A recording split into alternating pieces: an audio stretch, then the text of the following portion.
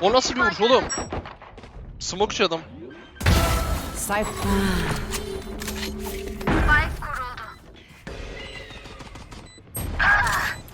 Dedi 60. Ayakta kalan Tam son. atlayamamışım ki. Yakıştıramadım. Peki sol.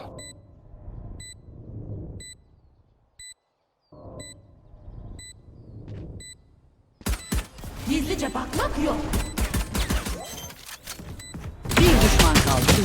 Tek tabanca. Helal Helal lan. sana. Helal lan. uğraş.